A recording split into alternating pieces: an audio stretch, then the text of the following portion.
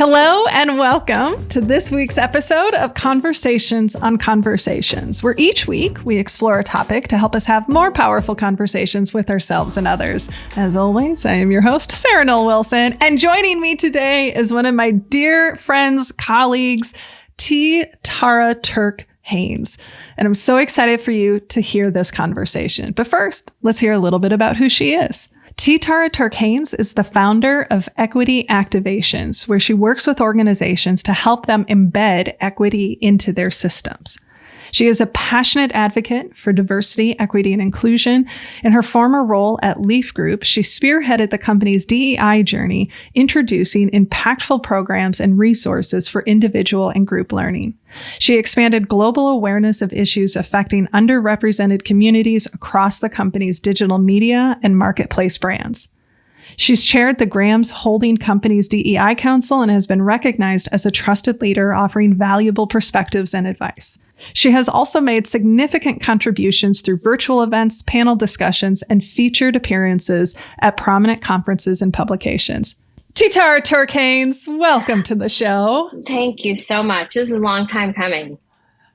It's been a very... I should have gone back into my old Twitter direct messages with you of how many times I either said, we need to have you on the show. We need to invite you. We need to make this happen. And then, that became X and then you left. We became, and then I left. And then I brought you back. Yeah, you did. I do have you to blame. I'm sort of back. Before we go into how we met and our relationship and learning more about you, what else do you want folks to know about you beyond your bio? Oh, my invisible identities, you mean? It's whatever you want to share. Keeping it on theme, 100% Cowboy Carter fan. Me and Beyonce, I'm wearing my Beyonce t-shirt.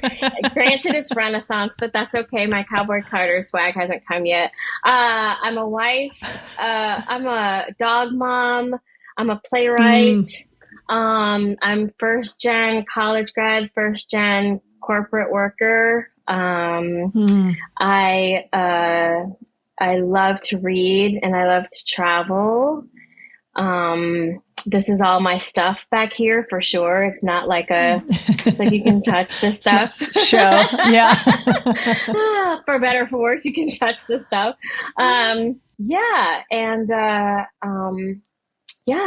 Those are good things to know about me, I think. Yeah. It's your description of, first gen college, but first gen corporate. Yeah. I have never thought about that before, and I've never thought to describe myself as that before. It's a real thing. It's a whole thing. And I started thinking about this probably last year, because when we started examining privilege, I started thinking about my last job, I was VP of DE&I and talent at Leaf Group, which is no longer around, but it was the first time someone in my family was an executive. And so I started thinking wow, I'm the first time executive. And I was like, wait, rewind the tape.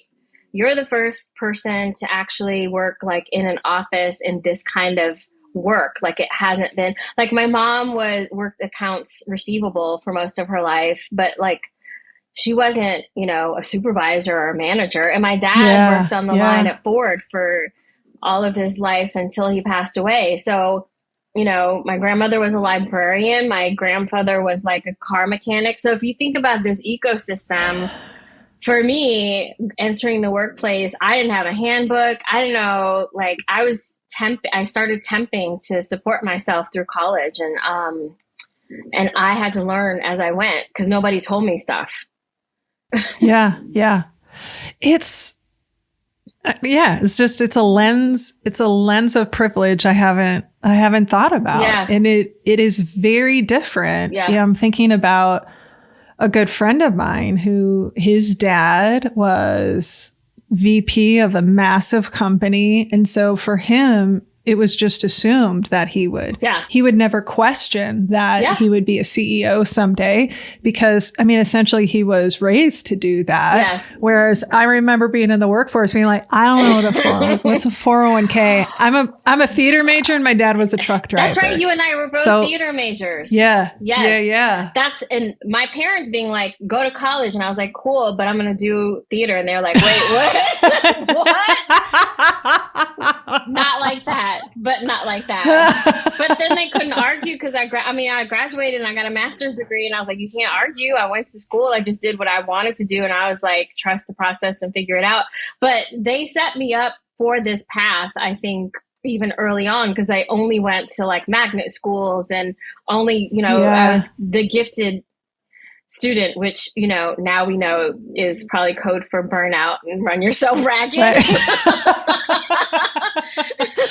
and probably undiagnosed anxiety. 100%. And literally all of that. But like, I was only surrounded by people whose parents, and like, this is interesting because I grew up in Detroit, which is predominantly Black at the time, but surrounded by very successful Black students and families. Like they were like, teachers. Like I went to, I knew the mayor's son, like these kinds of things, but my parents were not like that. My best friend growing up, her dad was a state rep for many years. And so surrounded, but not really feeling like I belonged there. Cause that's not where we kind of resided. So yeah, it's been a lifetime of acknowledging what belonging really kind of means for me. Yeah. So take us on that journey a bit of one, let's start with what are you doing today? Yeah. And then what was that journey to the point of that? That's a great question. So I, right now I have my own consulting company, which I don't even know anyone in my family who has their own business. I'm sure there are, but like the cousins are more successful than our parents. But, I, help companies embed DEI into their operational practices. So there's some stickiness there. So there's some really true impact. It's not an initiative or performative.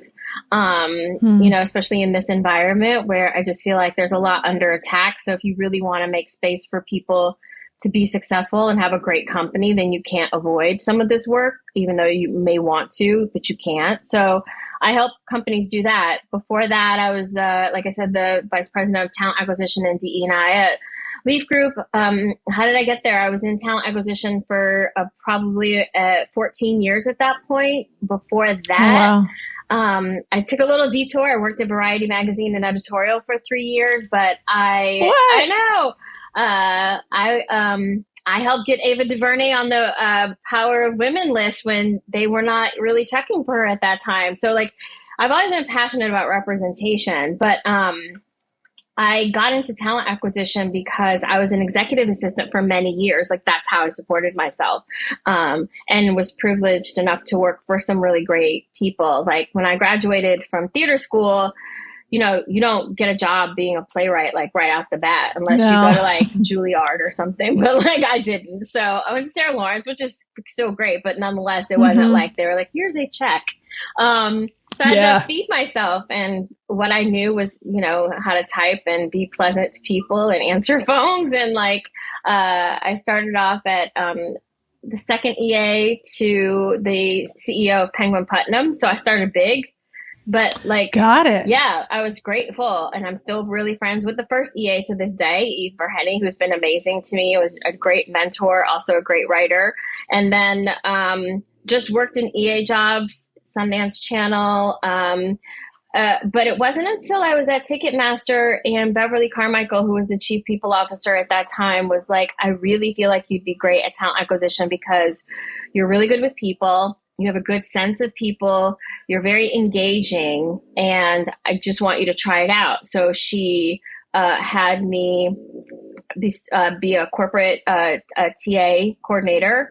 And that's how I learned the ropes. And I just kept doing it from there. But it took someone to say. That's what I was going to say. Right? Yeah. Like, hey, you might be good at this other thing. Because I never imagined that for myself. Like, I didn't know I could do that at all. Right. I didn't. So, yeah. So it's that sort of I've been a beneficiary of people who have been able to speak other things into me that I did not imagine for myself. That's so well stated. Yeah, as you were telling your story, I went, "Oh, right. That was a path," and especially knowing that you didn't have a lot of experience, right, from your family in the corporate world, like.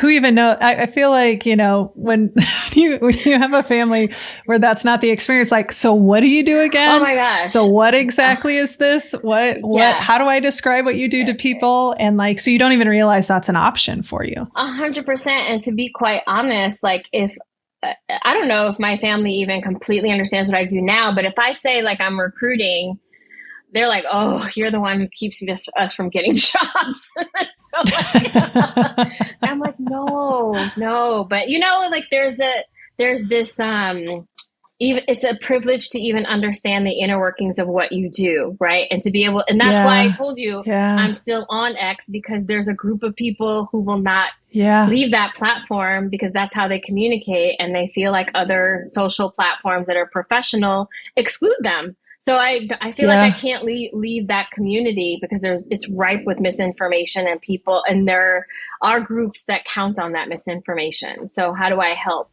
It was, that was a conversation for people who are listening that we had when we first met up in person, or virtually. That point of, I mean, obviously there's in groups, out groups, inclusion and exclusion everywhere we go. And especially when you think about a platform like LinkedIn, there are people who have needs and support who don't feel safe there, don't feel seen there, don't feel that that's their platform. And, and that was a good perspective for me to say, oh, right. And then even just hearing you now say, and there's a lot of misinformation, and some people are depending on that misinformation. Depending on it. Yes. So accurate. Because it's a lot, and I was talking to some colleagues and they're like, "Oh, you are a trooper for, sticking it out." But I'm like, there's some great people there. They just they don't feel comfortable. They don't feel like they feel like LinkedIn is an elite sort of platform that really is not for them. So at some point, how do we not talk into an echo chamber and keep talking to ourselves? Like, how do we talk to other people? Yeah. So let's talk about the work that you do and why it's so critical, especially now. I mean, it feels cliche almost to say DEI is under attack, but it's true. It's not. I mean, the pendulum swung so far.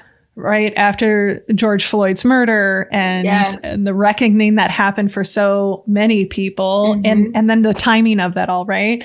And now it's starting to swing back. And the thing that I'm noticing is there's a real, what do I want to say, identity shift, or not even that, but there are companies who want to invest and they don't know how to, and they're a little nervous because of maybe laws and statutes. And then there are companies that are like, finally, we don't need to worry about 100%. This. And then there's some companies that are like, we don't care. This is what's important. What are you seeing from your world?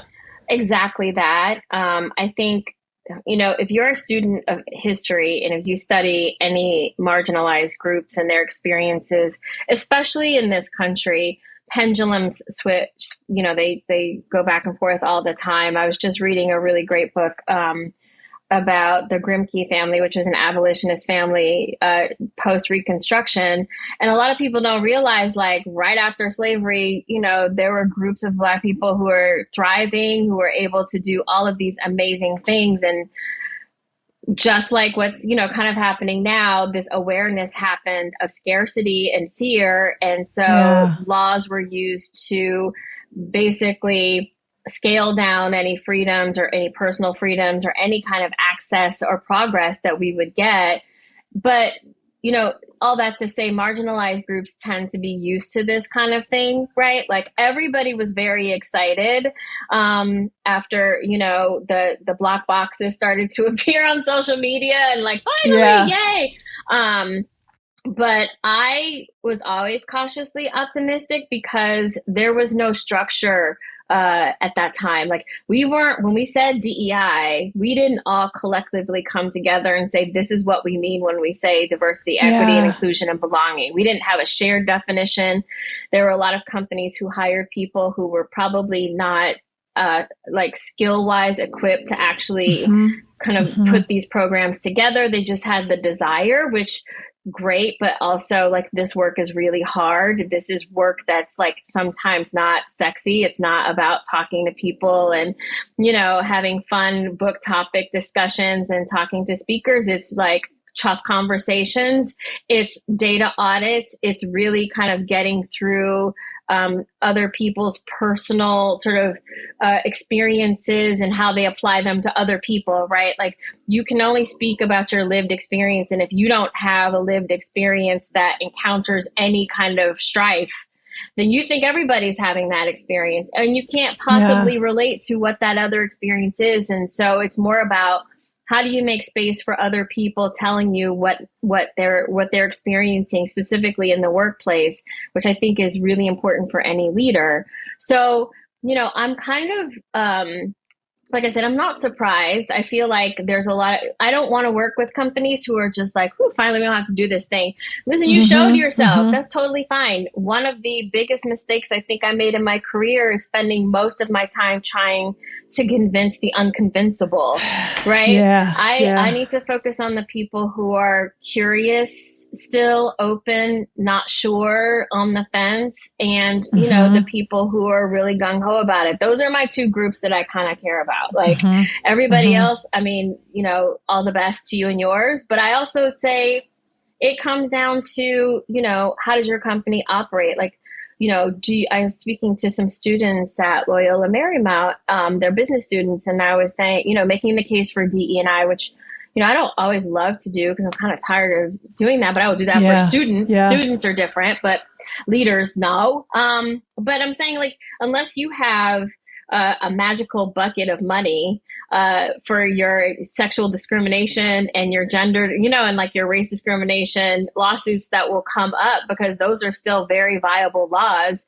then this is a business decision, like to do it equitably so that you're not like throwing money out there. That money could go back into the business. So how do you kind of justify not doing it? Because your feelings aren't facts, right? If you feel like your environment is, everything's great here, we have no problems. How are you measuring that? Like, what data are you using? Yeah. It's always, having the conversation around like psychological safety. It's always the push for me of, it's not, are you safe, aren't you? But who gets to be safe? Yes. And to your point, how are you measuring and how are you assessing that? And there's a couple of things that came up as you were talking that I wanted to go deeper on. I have to slow down my brain a second. My brain.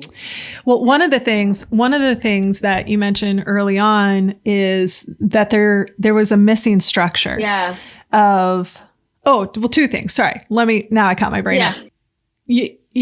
Tomorrow you'll be recording with our mutual friend, Dr. Nika White. And that was something that she talked about when we were in conversation of, I want the quiet person who's sitting on the side, who's watching, but unsure. And, and if you, honestly, when companies are like, well, what's the business case? I'm like, listen, if you don't understand that by this point, I'm not going to nothing that you're going to tell is going to convince, but, but the reality is that you will always underperform a company that values equity. 100%. Like you just will always underperform.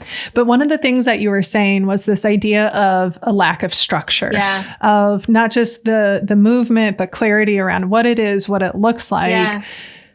What are the traps that you see, the patterns? And you already spoke to them a little bit, but let's get really explicit so people can maybe see themselves or see their companies through this lens. But what are the traps people fall into and organizations fall into when they decide we're going to do this?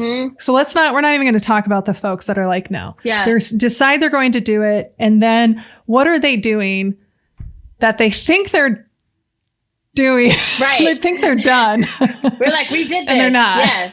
Yeah, we did this. Well, the first thing is, did you do a root cause analysis in your organization to actually figure out what is working and what's not working? Right. So like, and what does that look like? That looks like, are you actually using your engagement surveys to, to have actionable strategic items for you to do? Like, what are you listening to your people, right? Even if you don't use engagement surveys, how are you listening to your people to find out what is their experience within the environment that you have? That will tell you a lot, right? And then are you doing a demographic audit? Like, who is having what financial experience, like, age, race, gender, what is your company made up of? And I think originally when I started doing this work, and I saw a lot of companies do the PR spin, right? Where they're just like, and we're 40% female managers. And I'm like, we can do math. We know that that's, not, 50, or we, we have over 80 over 20% BIPOC. And for me, like, I don't particularly use the word BIPOC because I do feel like it's a very grouped word that doesn't kind of give everybody in that group the kind of respect that they need, and break that down. Because some companies were using that word to group everybody together, right? So a lot of companies did the PR spin, which I think is like, the most impactful thing you can do is be very honest with where you are in your journey. Tell people you're on a journey, and then here are the things we're doing on this journey, and come with us as we go along with it, so we can see what happens on us really trying to better the experience of all of our people in this organization. Just come with us on this journey, right? And we'll talk about this journey. And then the other thing is like, thinking that the nice to haves, which are the book clubs and the speakers and, the events, are the core of your program. Those are nice to haves. Those are not your program. These are, this is it. The other thing I think also thinking about, like, how companies will just say ERGs are going to save our whole company too, right? Like, we've got 5 ERGs. We're not going to give them any money. We're not going to give them authority, but they're going to. What do you think they're doing then? What do you want them to do? And I talk with Kat Kibben a lot about this as well, is like using your ERGs as a community voice that you amplify, rather than as a sole resource for the company to learn about that group. Like, how do you make them feel like they can be very proud about talking about their experiences as a collective, and then be a resource to each other, and then you support that resource, rather than saying like, hey, it's Pride Month and we're just gonna, bring out our LGBTQ ERG and they're gonna educate us. Like, no, they shouldn't. That's not what their purpose is. Partnering with them and saying, like, let's amplify this voice. What do y'all want to hear? What do you all want us to know? And how can we put money behind it, put resources behind it? What is the impact of that? Are those ERG members, allowed to be part of interview panels when you're interviewing new candidates for your company that might belong to those particular groups, right? So they can really say, like, here's how it is in this company if I am a single mom, right? Like, I just, I'm part of the parent group. I'm a single mom. This is how I balance everything. Like, the whole goal is to then make your company fuller, right? Like, that's what we're doing here. It's like to fill out your company so that people know what it's like, know what you're doing. You want to be strong. You want to be a very strong company and perform well, and your people want to be happy. That's it.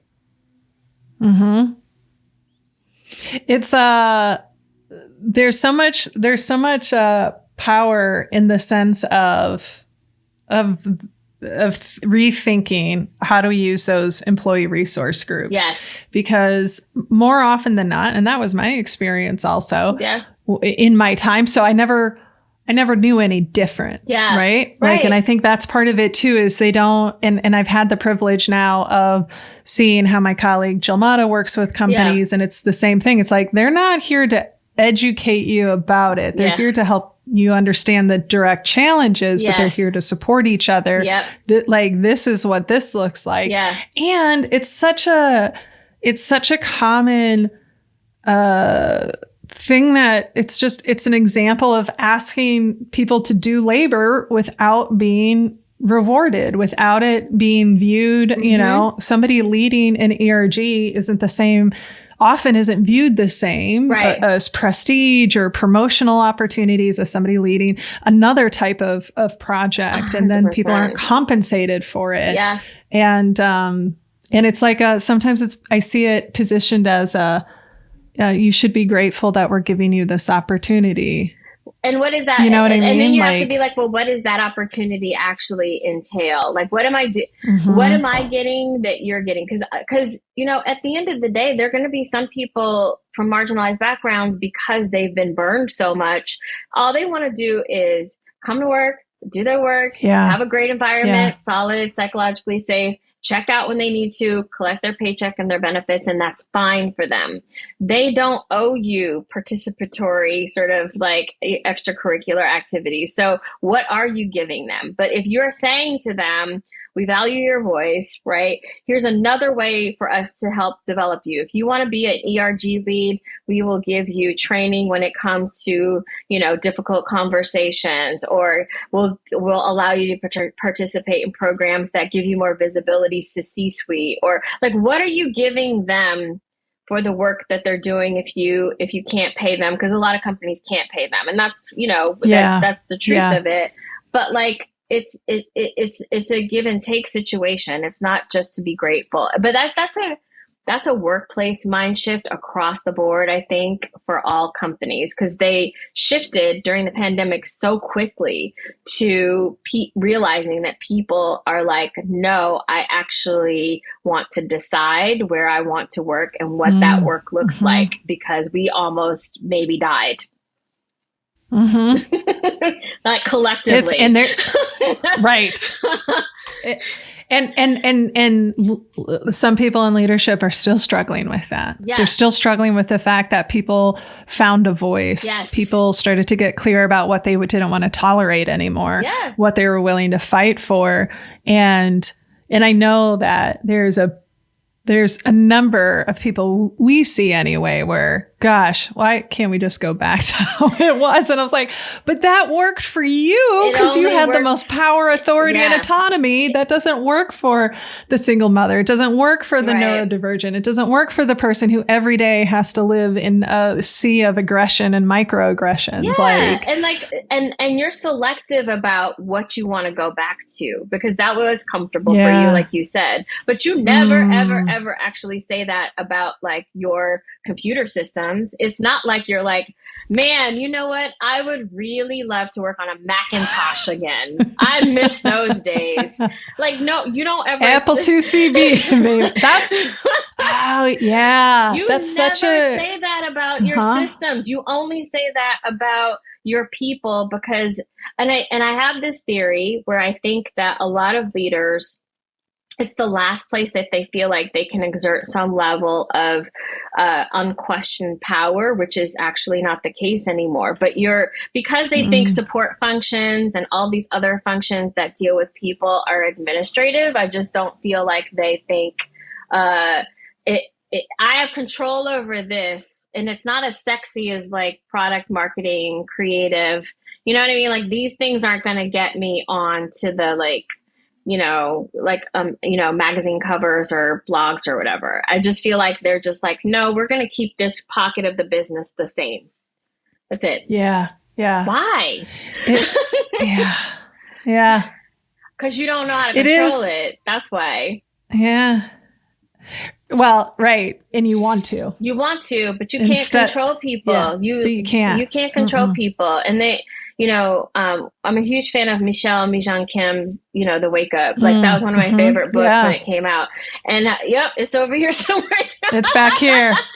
It's back on that side. But I heard her speak at a Culture First conference, and that was the thing she said is like people can no longer afford to compartmentalize who they are at work anymore. Yeah. And this was before the pandemic, by the way. So she was already talking about this pre-pandemic, where we're talking about actual real world problems affecting your workplace, and you can't continue to pretend like they're supposed to shove this in a filing cabinet from 9 to 5 and not be affected by it. Yeah, it's you. And I think you'll appreciate this. A couple episodes ago, we had my good friend and coaching mentor. His name's Paul Ruiz, and he's based out of the Philippines, and he's just an incredible guy. And one of the things that he said was, and I just loved how he said it, was when you hire somebody, you hire all of them. Yeah. You hire all of them. 100%.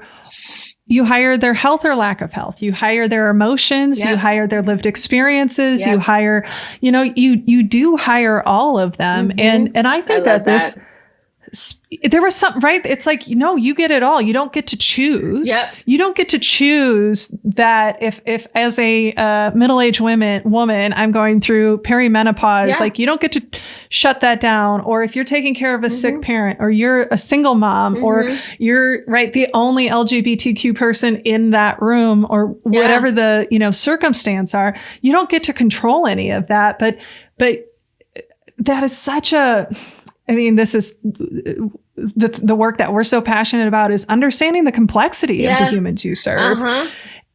And part of it is, well, there's lots of layers to this. I'm oversimplifying it, right? But man, people are getting promoted without any understanding of that. And also they're being rewarded for it. And they're being, and the same kind of people are getting promoted. And then we give them people and we say, good luck, don't mess them up too much. And then they want them to be machines. Right. And you barely understand yourself. And then you're given this population of people that you're supposed to be managing, and there's no resources or support. And I think, and then the further up you go, because it's not like you suddenly, so you're a manager, you get 5 people, you're like, oof, this is stressful. I'm just going to figure this out. You might be doing it badly. You might be doing it well, somewhere in between.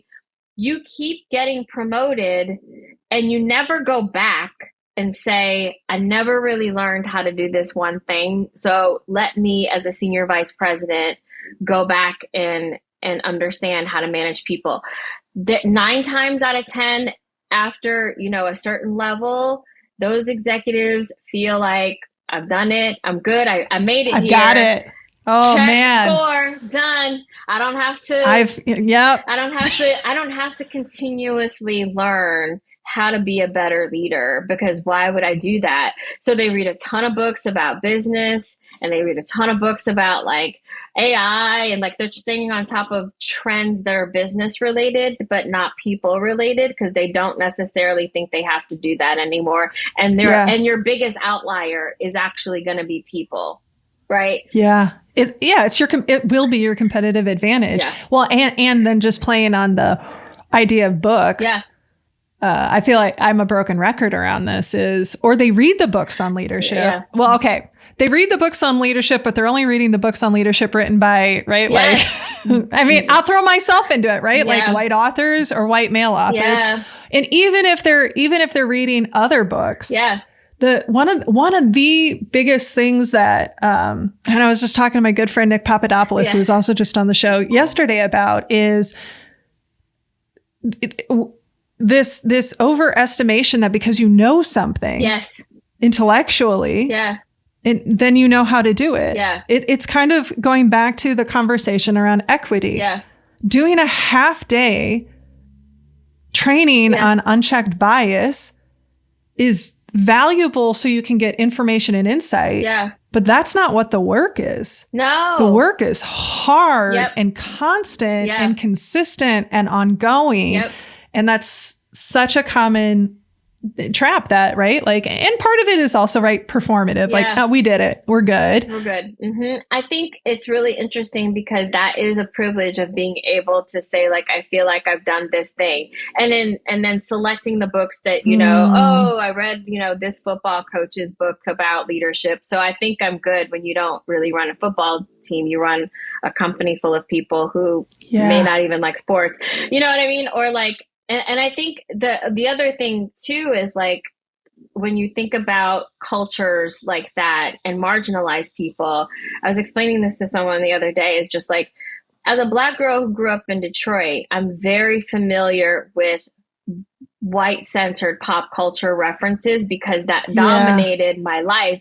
But I also can get real down with the cultural references of my own people. So I'm fluent in multicultural conversations, whereas there are people within the organization who only know that one dominant culture, right? And that's the only language they speak. And if that's the only language they speak, then the rest of us are,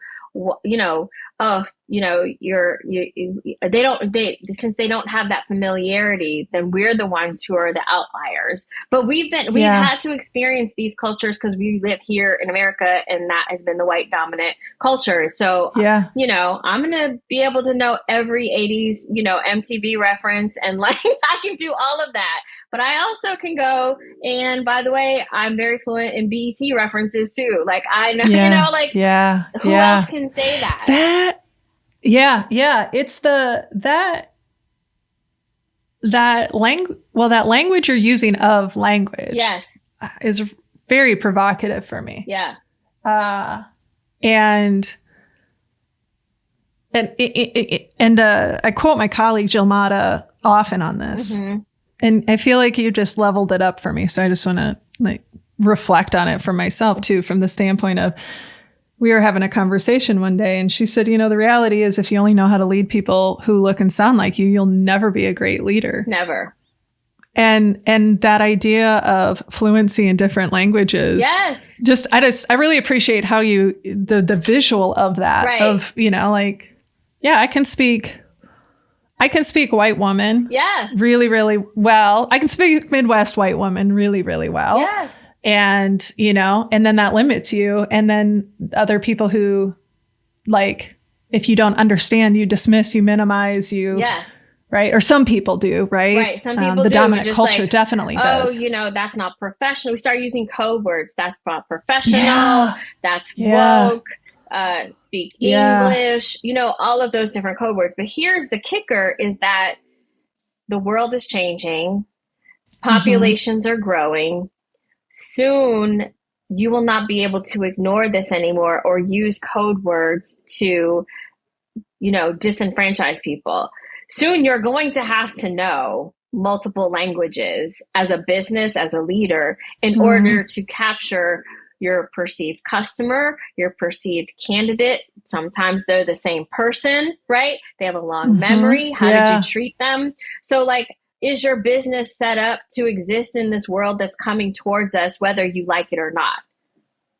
And that's the case. And that's the business case for diversity. Do you want to be around when that happens and still thriving? Yeah. Yeah. I want to put this out into the universe. Yeah. If you'll receive it. Yes. I just was writing down the fallacy of management, and I feel like that's an article you and I need to co-author and pitch to Harvard. Oh my God, let's do it. Can we make that happen? It's yes, because it's true. Like I've used the word "the emperor has no clothes" for many times over the past few weeks when I think about and talk to other people about this. But like, again, bringing it back to where we started, being first generation corporate, right? Like, I feel like we notice when people might be faking it until they make it, because we don't go along with the status quo. Like, oh, we don't know what you're not supposed to mention. So there are going to be people, you know what I mean? Where you're just like, I'm sorry, I don't know what circle back means. Does that mean we're actually going to do this thing? Are we supposed to talk about, like, there's a beautiful naivete and genuineness when you are entering the workforce, if that is not your background, to call out things that are not familiar to you. Yeah. And then thus disrupting. So like that is the whole reason why we should probably be opening these conversations to be like, wait, did I just say something that's just like completely like cliche and we're never going to do this? Like, what's the real meaning behind this? Right. Yeah. Yeah. What I want to make sure that we spend some time, and clearly we just need another conversation because I'm looking at the clock and like, this might be a 55-minute conversation. Like, this is gonna just keep going.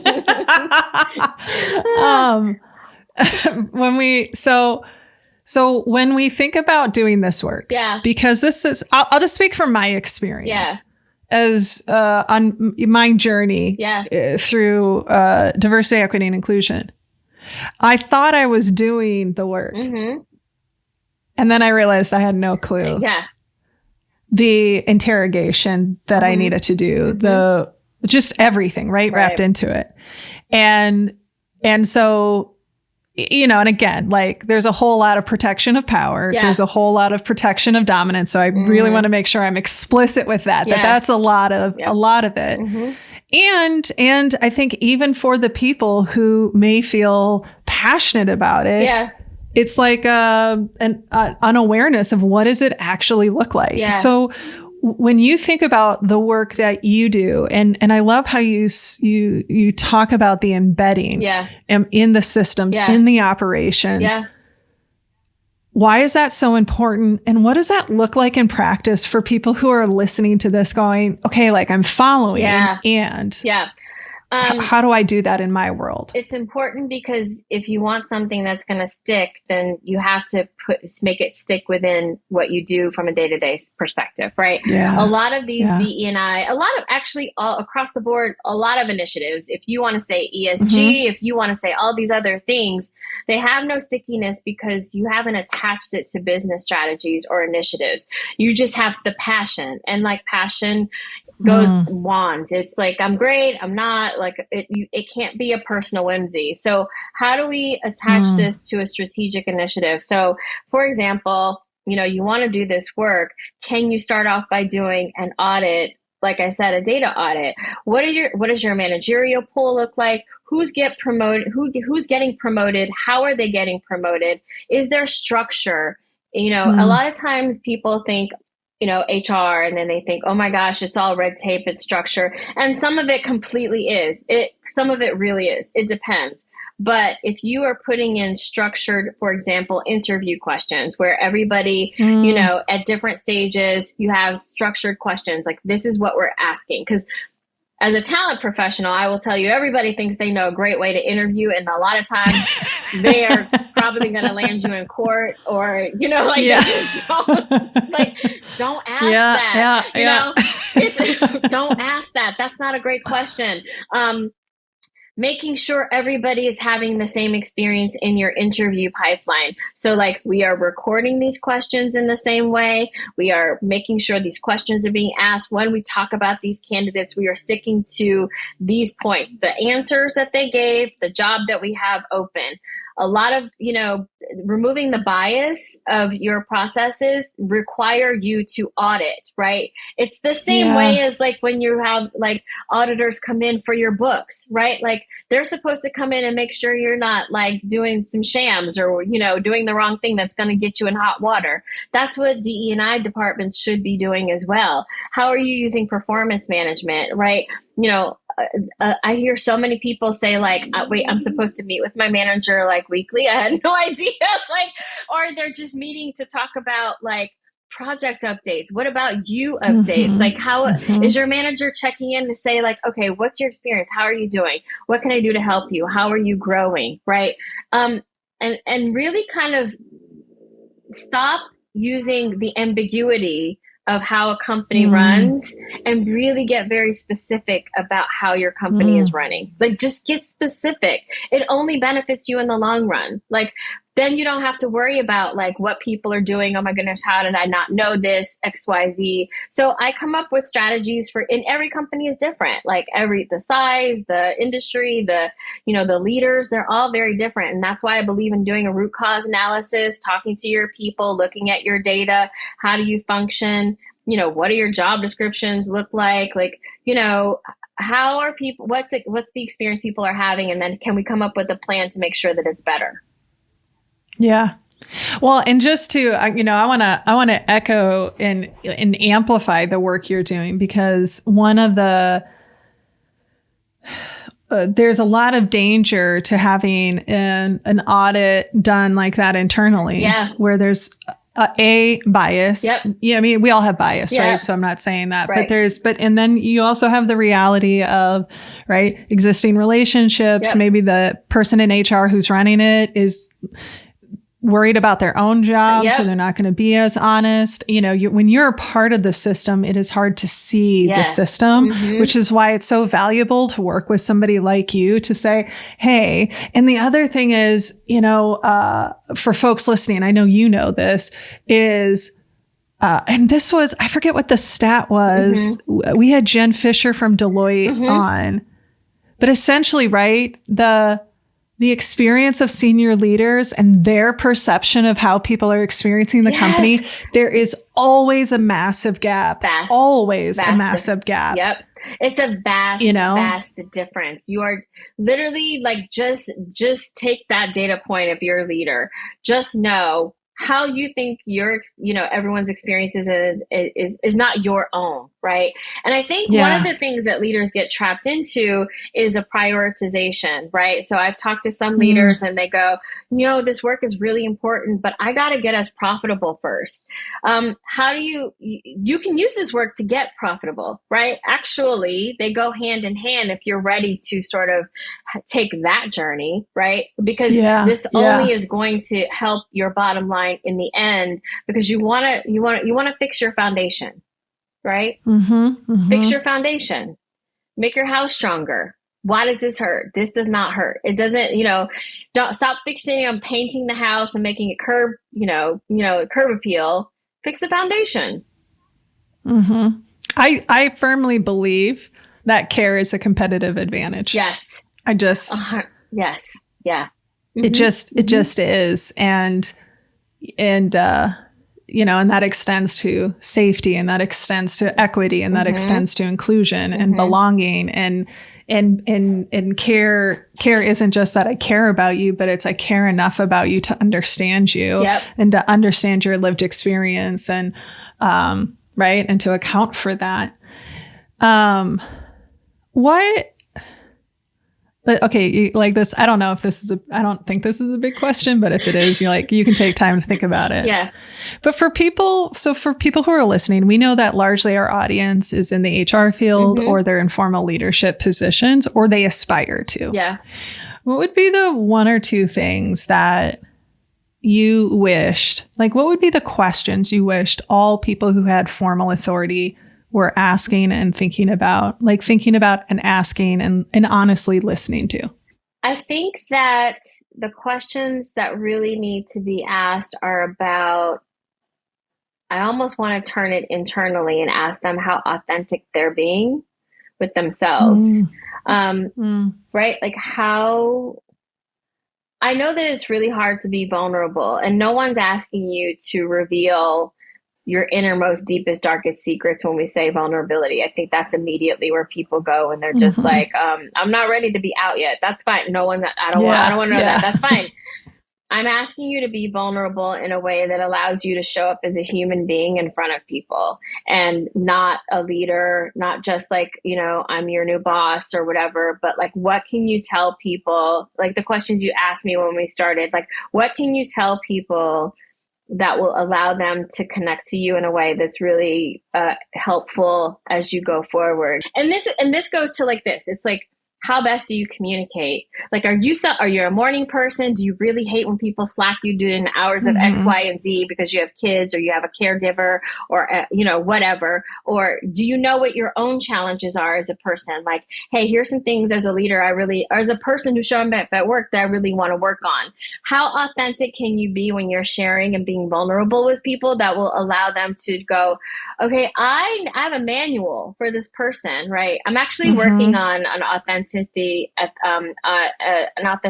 tool for my website that will be free for people when they visit. But like, just the questions that you can answer for yourself, and if you feel very comfortable sharing them with other people, so that they get a heads up on who you are. Yeah. I suspect my observation is that most people aren't authentic. Yeah. Many people aren't. I shouldn't say most, but many leaders aren't. Yeah. Because there's this idea of what leaders should be, and this idea of what a CEO should be. And I also think that there's people who don't even know what it feels like. Yeah. Because they've been so conditioned by societal standards or gender norms or age norms or what, all of it, religious influences of, I don't even know myself. Yeah. And to be able to show up. And I think that's the key, right? Is like the future of work depends on you finding a balance for yourself so that you can show up authentically, because we're not going to go backwards where that won't be necessary anymore, right? So can you feel comfortable saying like, hey, it's Ramadan, so I need to pray 5 times a day, by the way, or, I'm taking high holidays off or whatever. Like, how do we normalize just who we are? And it doesn't take these massive shifts in our comfortability, but they're the things we would probably tell colleagues on the street that we probably don't even tell people we work with. Yeah. So beautiful. Yeah. That feels like a really lovely place to wrap up, but we can't close out yet, Tara, because you're a first time guest on the show, which means we ask a question of all of our first time guests. And then when we come back on, we won't, because there will be a second time. I'm excited. But the question that I always am curious to hear from people, right? The whole reason we started this was to help us think about the conversations we have with selves and others. Yeah. What was a conversation that you've had personally with yourself or with someone else that was transformative for you? I'll be candid and pretty vulnerable. So I started therapy a year ago because I was stressed out and burnt out, having anxiety. And the therapist that I had was asking how I felt about something, and I answered with how I thought about the thing rather than how I felt. And she called me out and she was like, did you notice that I asked you how you feel and you said what you think? And I was like, holy moly, that is a mind shift for me, for many reasons of like how I am as how I've gotten to be this person, right? All of the like defense mechanisms and the coping mechanisms and how I like have put on all this armor to show up in the world. I didn't feel vulnerable enough to say how I felt about something, because thinking removes the attachment, right? And we prize ourselves with intellect rather than feelings too, right? Yeah. So we don't find a balance for those things, but I realized that there's a space for everything. Yeah. So beautiful. Yeah. Thank you for sharing that. Yeah. For people who are listening, who want to connect with you to learn more about the work you do and how you could support them and their growth as an equity-driven leader or building equity-driven organizations, what's the best place for them to connect with you and learn about your work? Yes, go to equityactivations.com. You can get in touch with me there, and some of the samples of my work will be there. I'll probably add a link to this podcast so that they can actually listen to this again too. But yeah, there's a ton of resources and ways to contact me there. Awesome. Yeah. Tara Turk-Haynes, you're such a gift. I'm so glad that Twitter now X, but Twitter. It'll be Twitter in my heart. It'll always be Twitter for me. It's going to always be Twitter. But I'm so glad. I don't know when our paths crossed, but it was, right? Yes. And like at the heat of the pandemic and just finding each other and then realizing we've been trying to meet. And then when we met, it was like, oh, right. You're like, you're exactly what I was hoping. I just remember and I have this very distinct memory of your book coming out. And then I remembered actually taking your book to my first vacation to Mexico. I was reading your book in Mexico. Like on the poolside or something. Exactly. And being like, oh my gosh, how do I do this for a living? Where I could just read this book and be in Mexico. Let's make that happen. Yes. Let's figure that out, because I'm on board with all of that. But thank you so much for being on the show and sharing your talents and wisdom with us. Oh, I love talking to you so much. And I'm so glad that we got to do this. And I hope we get to do it again soon. Oh, yeah. No, we're going to fallacy of managers. As soon as we stop, we're going to talk about this. So, all right, we're going to let everyone else go. We're going to stop recording so we can talk and plot our articles. Bye, everybody. Bye. Our guest this week has been Tara Turk-Haynes. And while there's a number of things I wrote down, that idea of being able to speak and be fluent in different languages is hitting me in a different and new way. And honestly, sitting heavy on my heart a bit, because I'm not as fluent in other languages. And that's something that I keep working towards. But we want to hear from you. What resonated for you? What came up for you? What questions do you have? Please know you can always send those thoughts at podcast@sarahnollwilson.com, where I read and respond to all of them. And we do love to hear from you. And if you'd like to support the show, there's 2 ways you can do it. First, go to your preferred podcast platform and rate and review the show. This helps us be able to gain exposure so that we can continue to bring on great guests like Tara Turk-Haynes. And if you haven't already, become a patron. You can go to patreon.com/conversationsonconversations, where your financial support supports the team that makes this show possible. And a couple of cool things you get from it. Not only do you support the team, but you get some swag and you get early episodes that are ad-free. What's not to love about that? Speaking of the team, let's give them some love.